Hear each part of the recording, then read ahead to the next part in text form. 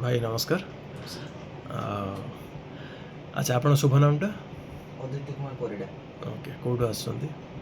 बस्ता घर भुवनेश्वर बस्तार आसछन्ती आपण बाय प्रोफेशन कोन आपण योगा टीचर अछि योगा टीचर अछन्ती असुविधा कोन हेतला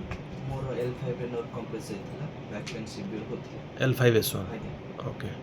तो सेटा केमती जानिले केमती एक्सरे एमआरआई एमआरआई करिक जानते भुवनेश्वर न्यूरोलॉजिस्ट देखिली मेडिसिन खाउतले मेडिसिन चलि कंटिन्यू मेडिसिन चलथिले किंतु भलो होतले ओके फिजियोथेरापी से करिया पे कहथले किंतु मु डिले करिवे चलथिले एठी आसी 7 डेज फिजियोथेरापी करे मोर बहुत रिकवरी हेछि तो आपण से फिजियोथेरापी रेकमेंड करथिले किंतु ड्यू टू नेग्लिजेंसी मु कोनथि भाबुतली योगा एक्सरसाइज करदेले भलो होइजो ना योगा रे किछिटा लिमिटेशन रहिछि जोटा कि फिजियोथेरापी रे सेटा सॉर्ट आउट होइजो तो विदिन 7-10 डेज आपन को बहुत भल लागु 7 डेज परे मते बहुत ही भल लागु ओके तो जो माने